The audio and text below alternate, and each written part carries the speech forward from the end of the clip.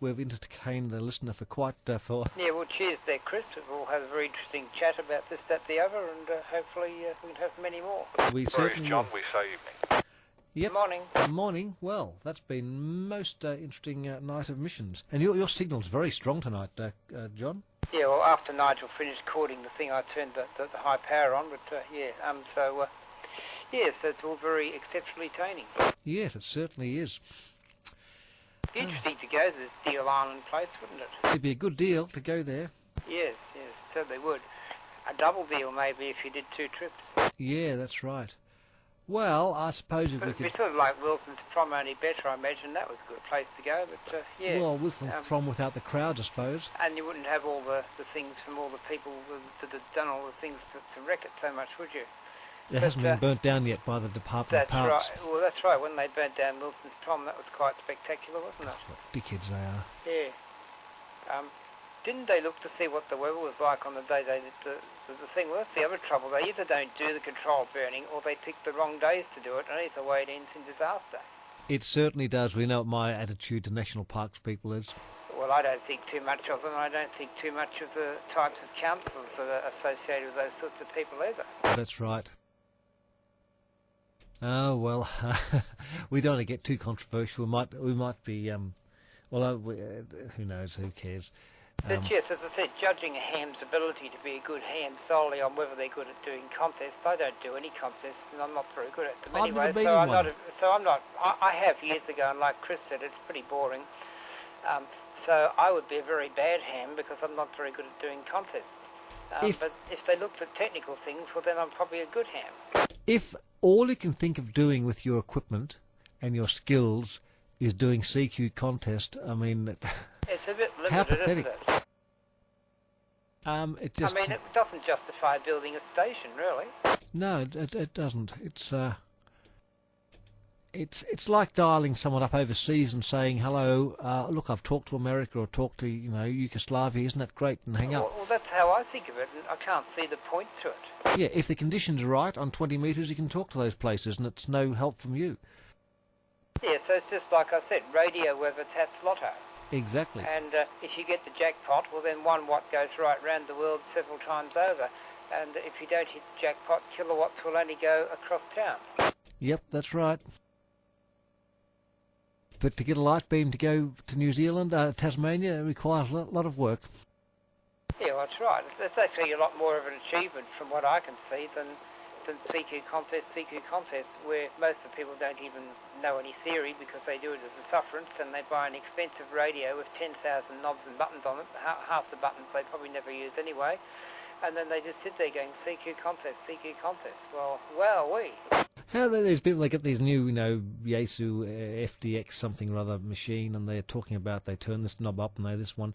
You listen, I don't listen to the bands much now because the technical knowledge is just pathetic. I mean, that's right. Makes There's a you lot. wonder. It used to be a wealth of technical knowledge when I first got my call to come on the air. And if you didn't know something about a bit of equipment or something in electronics you were trying to do, you could just come up and put out a call and someone would answer you and you get the answer. Nowadays, you get, why are you bothering to build that rig for? Why don't you just buy the latest ICOM or Yaesu and just operate it? Look, I know our listeners, they're not like that. We know you're very technically competent. And But there is the element that behave like that, and when you look at the AR book, well, more of it's concerned with how good those people are than building things. Well, you should have a lot more circuits, because what we do need is a lot more shops that sell bits, or certainly the clubs could have stores that sell things for you to build these projects too. Yeah, that's right. It's all... The amateur has to be, can't do anything. I believe in Adelaide they tried that for a while. I don't know whether they still do it though. The WA in Adelaide used to have an electronics store or something, didn't it? Oh, yeah. Well, I suppose now we have the Hamfest, you go to them. Which is another thing. They should be evenly spread out throughout the entire year rather than having them all jammed up at one end of the year, then nothing. Yes, it was a bit of a problem last year, I think. Well, I suppose not too bad. Every couple of months, I guess. Well, we have I've got Ballarat coming up in about 2 months, I believe. I don't know the exact date, but Anthony said something about that. Are you planning to go to that? Yes, I always go to Ballarat. I find that always an interesting one because you have different people from the west of the state and stuff. And Yeah, well, that's different right. stuff. You meet people that you don't meet so much. And even Shepparton was interesting, but of course it's so far to get to for what you get out of it. I think that's probably why it's not so worthwhile to go to that one. Did you go to that one this year? When's it on? I think it was on last weekend. Was it? We already passed Shepparton. Well, I used to go with Lionel when he went, and I don't think Lionel went. No, I think Lionel said it was not worth going. Similar Yeah, idea to you. yeah. It's not that good to go a couple of 100 miles and back to just to see it. Yeah, well, that's the thing. And no, I didn't know it had already been on because it wasn't mentioned in AR. Don't quote me. I think Lionel said it was on, but maybe it's wrong or something. But I wonder where I Lionel thought is I tonight. heard about one that was in Brisbane or somewhere not so long ago. Is that the one though? Oh, and then there was South Australian something or other on not so long ago. On Mount Gambier. Perhaps that was the one that got confused. But yeah, no, I was talking to Lionel earlier on this evening. I saw him, but He's probably gone to sleep or something. because he was up early in the morning because he woke me up when I'd only just gone to bed. Oh. And then he probably went to sleep before the crossband started because he was probably up early on the other shift. Yeah, he said he was going to listen in or come in tonight, but he's obviously, because he's a busy man, the job now. Lollipopping. Yeah. It'd be quite tiring standing up holding that lollipop. Yes, actually doing jobs where you stand around are much harder if you do them for any length of time than jobs where you have to keep active and moving and walking around. I find that. You can walk all day. But you can't stand still for very long. Yeah, you can do 30k on a day. It's no problem. I have no trouble doing a 30-kilometre walk. It's natural to me. But if I had to stand still for the same length of time that I do that walk, I couldn't do it. To stand behind a counter in a shop all day, it is just hell. I've done that before. It's not much fun. It is not much fun at all. And when I worked, actually, the barman in the pub wasn't so bad because you do actually end up running from one end of the bar to the other when it's peak time. I did that for a while. About 20 years ago, or 15 years ago, whenever it was. And you can have a few drinks. Oh, well, actually, a lot of the pubs won't let you have any drinks while you're actually on duty. They can sack you for that. Is that right? You can drink water, I suppose. Oh, you can drink water, but if you're caught drinking alcohol in some of the pubs, because I don't drink, so that's no problem for me. But some of them offer free beer afterwards, and I used to get a free minestrone soup instead because I told them I didn't drink. Oh, right. Oh, well, that's good. Yes, it's quite, pubs can be very busy. I don't know how they work out the money and everything. And yeah, when running up and down a busy bar, you do actually work up a sweat. But some of the other sorts of shops, like a newsagent or something, well, they're not quite as bad from when I worked in one of those a long time ago. Ham radio suppliers wasn't so bad because you're always walking around the shop. Yeah. In fact, Snowy would give you all these new stocks of heavy junk to move from the back of the shop to the front of the shop when there were no customers in to change it around because he thought that would improve the sales or something. And I used to spend school holidays doing that at one stage. Was it in the Hyatt place? Yeah, that's right. So you actually worked there officially? I worked there officially in school holidays. I also worked in Walton's once, and I worked in United Trade Sales a few times as well. Really? Yeah. Oh, what was it like at that Hyatt place? What sort of junk do they have up the back and stuff? Oh, there was more of the same as what was up at the front, and old World War II radars and all these big radar monitors and all sorts of things that some people like Bill Babb would love, but most hams probably wouldn't because you couldn't send Morse code with it or DX. I mean, that's why audio equipment wasn't as much value, but anything that would do rare DX was worth a fortune. But anyway, that's how they go. And Morse keys are worth more than studio microphones. They are, because they're the official Morse key. That's the thing, isn't it? Morse the trademark of the hobby, isn't it? It certainly is. I've got one of those Hormount or whatever they are keys, the marble base one, but it just sits in the back shelf as an ornament. I haven't hooked it up at all, except since when I was learning the Morse. I did Morse once, I think. Where was it? I think it was at the PMG exam. That's the last time I did Morse. I had a go at it a couple of times on the air, but I found it rather tedious. Well, it's easy to talk, isn't it? Oh, it is, isn't it? Particularly with crossbands. Yeah. Yeah, it's much better to talk than to have to do diddly-dars. Imagine if the ham license had only ever gone to Morse. It could have, no speech, just Well, Morse. hang on, back in the 1930s, if you spoke to some of the older people like Ivor Morgan and such like, the first 6 months you were only allowed to operate Morse, and then you had to show that you'd got a minimum number of contacts, you'd done this, you'd done that and the other before you could get a permit for phone. Isn't that ridiculous? Yeah, I know. It was just hoops to jump through, really. Yeah, that's right. I suppose bureaucracies love making us all jump through hoops, and the more hoops they can make people jump through, the more they get their jollies off or something. Well, this is what I think. Like, bureaucracy's there to do a thing. Like, they have to make a law. And they can't just say do anything. They've got to have laws to make themselves have a job. That's right. So they can't say, you can use, you can use all these frequencies and, as long as you don't cause too much interference, that's fine. They can't write that in the law. They have to say it has to be this much bandwidth and that much this and this, that and that. So they've actually got something to police. Yeah, otherwise, effectively, the law is if you don't cause interference, we don't care. But they can't just say that. It has to be all these other things. Even though they said that in that seminar, you remember? That's right, yeah. They actually said, well, as long as you're within the amateur band, we don't care what you do. Yep, that's right. And I think you've probably got a tape somewhere of them saying that. That's right, yes. But of course, then they've drafted the regulations on the paperwork to look official. Yeah. But really, it doesn't amount to much anyway. But the amusing thing is that the amateur radio hobby still appears to have more regulations than there are to run Channel 9. Yeah, I suppose it does, but... It's a joke, isn't it? Yeah.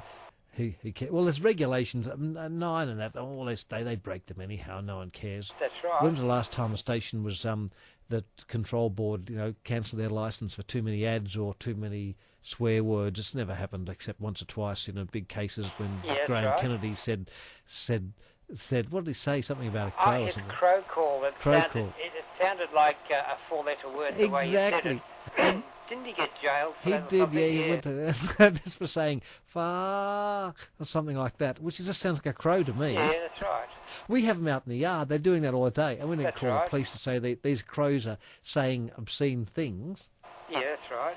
Imagine if you rang up the police and said, "Look, there's obscenities being said in my yard in the tree," and they'd come running down for their capsicum spray to spray the crows. Yeah, I know. It'd be most amusing, wouldn't it? It would be, because then they get done by the Department of Sustainability for killing the local birds. For killing natural flora and fauna. Yes. And they go to jail for it. They'd go to goal. But yeah, it's quite a joke, really. It certainly is. They go to goal with people who've imported light bulbs and rulers and... Well, that's right. This thing about light bulbs, I reckon that's ridiculous. You should be able to use whatever lighting illumination you want. That's what I reckon. And the other thing is the light bulbs are the smallest part of the power people use in houses anyway. It's all this air conditioning. They make such bad houses. Right. They have to be air conditioned and cooled and heated and that. Exactly. So that's where most of the power goes. Yep. And the other thing is, if they really want to do something about global warming, well, the trouble is, it doesn't matter what they do about how efficient their processes are. If they keep having more and more population, they're not going to get anywhere. So really, it's population control they need to do rather than all these things anyway. Well, didn't Mr. Smith do a documentary the other night about this? I've recorded that. I've got a disc of it. Yeah, look, it's politically incorrect to talk about these things, but it has come out in the open more of recent time. And of course, if the population keeps growing and we have to restrict our water use and our electricity use and everything else use, the standard of living for everyone will go down. Yeah, and then we do all that, then they get twice as many people and we have to do it again. That's right. And then when you build more and more houses over farming land, which is what will happen, then you'll have to use more chemical-intensive farming to get a much higher yield per square kilometre. So then, even if the processes themselves make less pollution per unit product, you'll have to produce so many more of these chemicals and use so much more power and so much more of everything just to do that, that you'll have worse pollution than before. But I suppose the thing is, up until fairly recently, politicians were too frightened to say anything about population because they feared there'd be a double dissolution or whatever and they'd be voted out. Oh, this is it. It's only become, in the last few years, it has been bubbling for quite a while, but this populated perish stuff like Cornwall used to do. When I was at school, they used to show you the map. This is China. This is Australia. No people are here. These people from China are going to come down, invade Australia and take over our world and stuff like that. That's right, I remember all that. And this was drummed into us. The yellow peril were Now, of course, they were going to go through Indonesia with all jungle and stuff. They were going to come down to Australia, be eaten by crocodiles, walk across the desert. Maybe they catch the Gan, but it might be flooded and not working that time. Yeah, that's right. I mean, Australia's a desert, for God's sake. I mean, how can you get an army walk across there? Yeah, and the other thing is, of course, people think it's a big country, all these people could live there, but imagine putting them all in the desert, because Australia, I think, is the driest country in the world, other than is it Greenland or Iceland, one of them. Antarctica, I think, is the driest. Yeah, well, I don't think you could put a hold of people there either. No. But excluding Antarctica, yeah, because we really only have a green fringe that can support farming, and that's how people can live, and I don't even know whether there's enough water to pump into the desert to irrigate the desert like they did in some parts of America. Well, to do it, you'd change the whole ecosystem and the soils, and it was a sea, it'd be all salt. That's right, so it'll probably just cause, well, where they've done all this extra farming the English way, it's all now turning into salt. Well, look, I think... So that hasn't worked. Australia, if you fly across it, drive across it, I mean, really, it's a pretty terrible country as far as agriculture. You don't need to go far. West of Bendigo, it starts to show its true colours. That's right, when you go out to Minyip or somewhere, it's starting to look almost like a desert. Exactly, and north, if you go past the Murray River, then it's desert up through Hay, up there. It's just... And that's the start of it. You know, half a day's drive from Melbourne, you're in the desert if you go those directions. That's right. So how could you have a hold of people living there? Well, you can't really. There'll never be people living in... You'll never have a big population on the Nullarbor or the Gibson Desert. Well, exactly. So you couldn't really put the population they have in America in Australia. No. America's got, like, there are, the Nevada and all those places, they're desert, but they're only about the size of probably... nothing compared to our deserts. That's right. Most of Australia's desert. Whereas America's the other way around. They've got fertile land going throughout a lot of the continent. Exactly. And you look at, these countries up north, Bali and Java, it's just everything, it's just hot, tropical, steamy, just things just grow. That's right. And you can have 10 billion people on a little island, of course they've got things to eat. Because they will grow enough food, that's right. Yeah. But Australia won't. No, it'll just be, unless we eat Spinifex grass or something. Which I'm not sure will survive on that. It's just too spicy. In fact, even too prickly. And even, that's why there's no cattle or sheep out there, because they die on Spinifex. Because they just die, that's right. So it's really for the kangaroos. Yeah. And, I think it's coming around, so it's another issue that... at least it's on the record now. Yeah, well, it's better because having Peter Garrett approved light globes isn't going to do anything. But doing something about the population will do something. It will. I mean, people just have a big plasma set that offsets all what their light bulbs were going to do anyhow. Well, you see, now you don't have to switch the lights off because they use less power. That's right. Yeah. So that's what people will do. Yeah. So really, it's not going to save. People go, this is using 100 watts, I'll only switch it on when I need to. Now they go, this is using 20 watts, I'll leave it on all day. If you work out the power usage for that globe in the day, it's probably going to be the same. Exactly, yeah. It's an interesting situation. What was I going to say, Peter Garrett? It's a... he should have stuck to music rather than trying to... he was much better musician than he was politician. That's right. But I think... if Dick Smith had done this, say, 10 years ago, he would have been shouted off the... Exactly. Shouted out of the studio, yes. It's all these business people who, the more population means more pressure on housing, prices go up, and it's great for the billionaires, they make more money. Well, that's the thing, because we live on capitalism depends on infinite expansion. The only thing is we've only got a certain size planet, and we can't have infinite expansion. We can only have a certain number of people, of which we've got too many already. And to have infinite expansion of too many people to sell them more and more Pentium computers because we keep changing the Windows or something like that, it's stupid. In fact, that's another unsustainable thing. If they're really greeny conscious, they should say, righto, we've introduced Windows, whatever it is, this is what we'll have for the next 30 years, and legislate that's the standard. That's right. You can't have a more advanced. If you're doing research on computers, you get to go to goal. They get shot even. But I think the realisation's coming that you can't have complete. Because billionaires don't care, they can make money out of it. But look, it's good if you own a house, it keeps going from price. But then what's the point? Because if you've got to buy another one, it costs just as much. That's right. So you're not actually gaining. You just make it harder for someone who doesn't own a house. I don't know how someone starting off can get a house now, and it's just. Well, I wasn't able to afford to buy one until the fish went. I know, it's incredible. And So that was doing. Well, the rents were so high that I couldn't keep a rented house working 70 hours a week with all the overtime I could in some of those places, and that didn't pay enough to keep the house. yeah, That was for a rented house. yeah, I think it's the real. Where do you stop? I think it's more and more people who end up in that situation Oh, because yeah. the cost of the houses and the rents are going up disproportionately to the wages. So And- it started with electronics technicians and broadcast technicians, but more and more jobs, including IT now, are starting to slide down in value relative to things and have problems with paying rents and such like. Yeah, and just because some countries are overcrowded doesn't mean we have to be like that too. No, that's right. I Well, mean- that illustration Dick Smith had in that show where he showed a bit of Australia, then he went to, where was it, somewhere in India or somewhere, and he said, well, do we want this in Australia? Well, quite clearly, no, we don't. I mean, I don't say. Look, obviously, some parts of the world are very badly off, but putting our own standard of living down to them isn't going to help them at all. No, that's right. It's just going to add to the problem. It's probably better if we have a good standard of living and can help them go over and educate. Probably education is the best thing. That's Sending right. food and money is pointless. You have to educate them, lift themselves out of that. They have less particularly kids. if a lot of the food and money gets spent on things like bombs to kill people. Yep. That's what actually happens.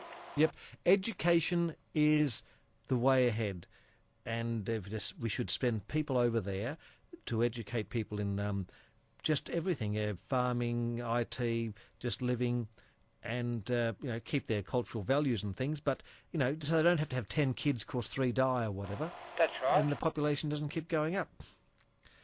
So Exactly, if because- I had this conversation 20 years ago, the Silvers would be knocking on the Silver door. has come along. Oh, I don't know whether he could even have done that. No, then the because- Silvers wouldn't, but I wouldn't have been very popular. No, because some of the G's would have got upset. Well, I don't know Well, about the they- G's. Probably just some political correct people would have Well, got it's upset. like the people who couldn't read the regs book that said you're not allowed to talk about politics. That's right, It yes. never actually said that. It said you're not allowed to broadcast on behalf of. It had cause A, B, C, D, E, and it listed politics or whatever if you're broadcasting on behalf of it. Most people couldn't read English, Yep. so they said you're not allowed to talk about this, you're not allowed to talk about that. But that was rubbish. It didn't actually say that in the book.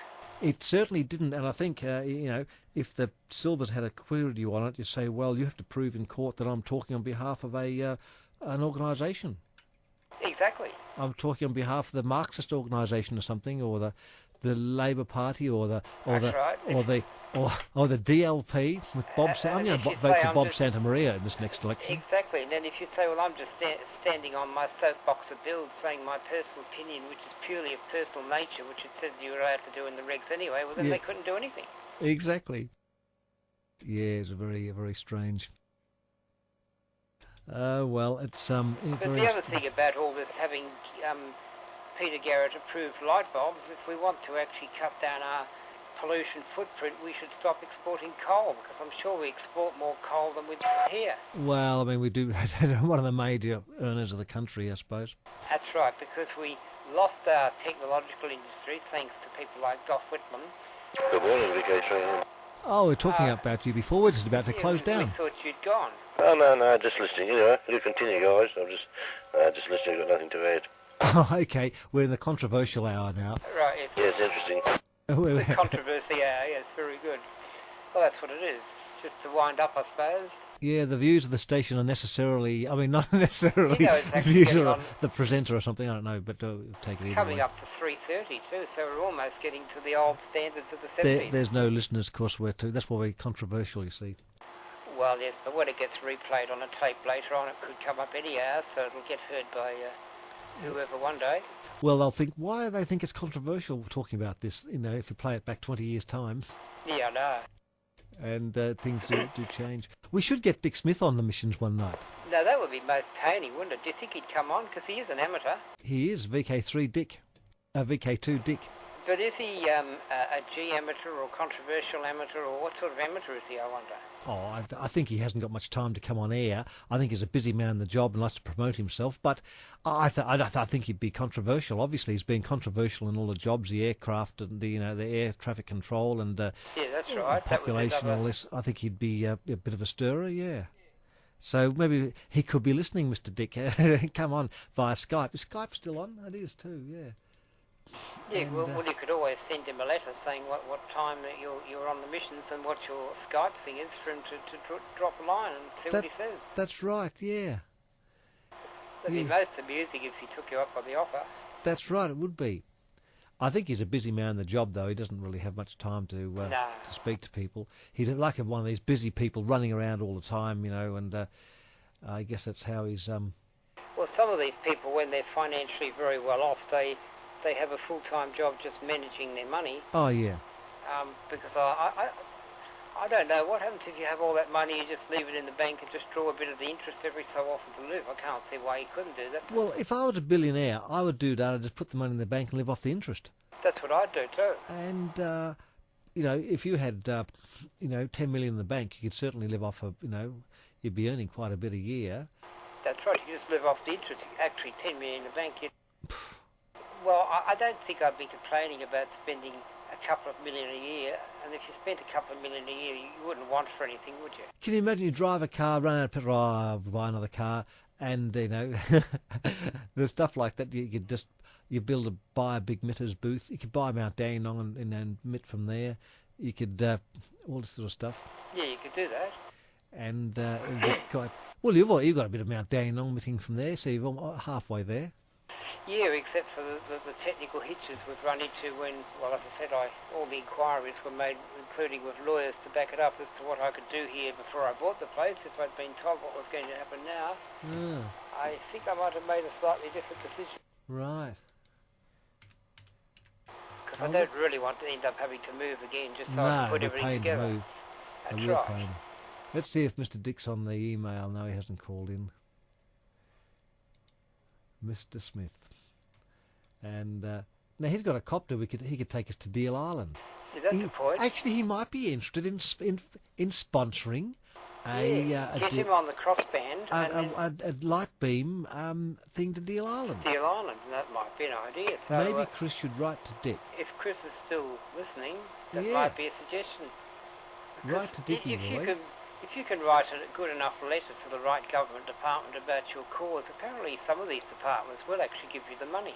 Oh, right, just to do a test. You just have to give them a good enough argument as to what you're doing, and I suppose what good it might do to society, or potential good, but you could say it was good for fire emergencies. Well, you say it's good for global warming. You're researching global warming compared to light beams, That's right. And they'll give you lots of money. Well, you could do that because you could measure the propagation and work out whether the pollution was changing the propagation while you were talking on it, couldn't you? Yeah, I think that would be a great thing. So if you could put the right spin on it...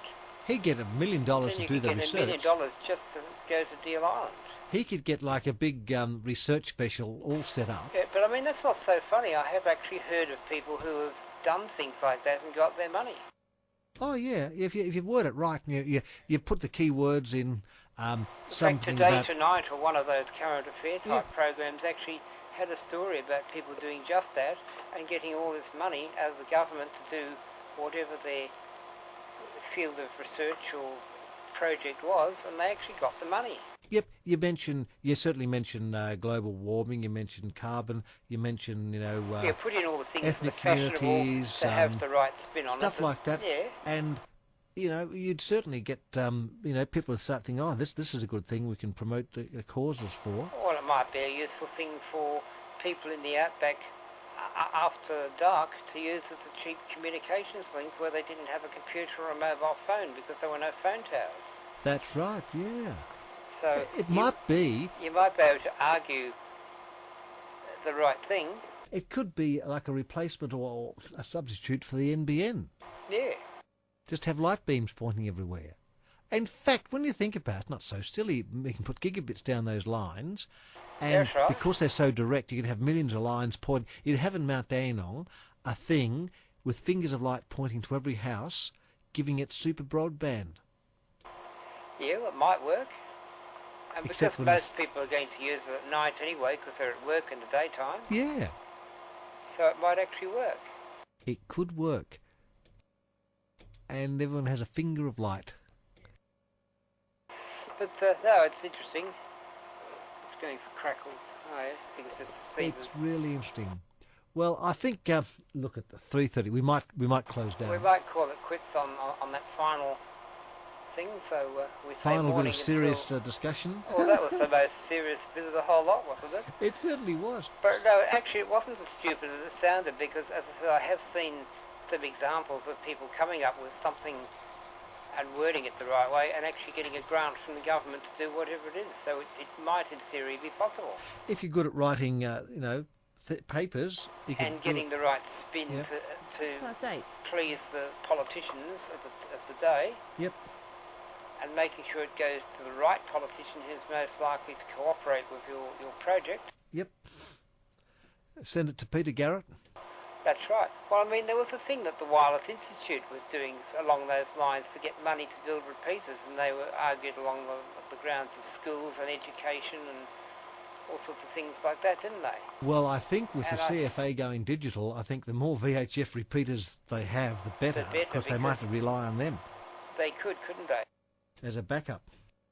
So if you had an argument with CFA and schools and education and development of youth into decent hobbies and all that, well, I think that's sort of what the Wireless Institute did, didn't they? Yep. So you might be able to do a similar thing to do an experimental expedition to Deal Island. I think it'd be good, really good. Yeah. I Okay. can't see why not, to be quite serious. No, it's actually quite serious. I think Mr. Long can start on his word processor and start writing stuff to the Well, honourable. it depends on whether you have that knack, because, well, it's like job interviews, you know. It's not how good you are at the job, it's the knack you have to get through job interviews and spin the right bullshit to get the job in the first place that gets you the job. Knowledge Exactly. is pretty secondary. Well, with these grants, it's probably a similar argument to going to a job interview. That's right. Or doing a submission to start a community radio station. Now, I did sit in on some of the meetings where they were doing that, and a lot of that was very in-depth, and you had to get lawyers and all the rest to help, but you also had to put up a very good argument with all the right spin, just like we've been talking about, to convince the right poly that it was worthwhile to grant such a licence in the first place. That's right. But that's even harder than trying to get a bit of money to do a little project, I would have thought. Yep. Okay, well, I suppose we better close at 3:30, Righto. and I'll just put a little thing on for people to go to sleep with. And thanks for coming up, and we'll say morning And we till say next morning. time. Morning. Morning. It's 8:06 on RN Breakfast. Let's go now, though, to the battle of broadband policies. If you want faster broadband, then you need to know what's on offer in this election, because there is now a clear choice between the two major political parties. If elected, the coalition will scrap Labor's $43 billion national broadband network plan and spend $6.3 billion on a cheaper alternative plan, one that encourages the private sector to extend broadband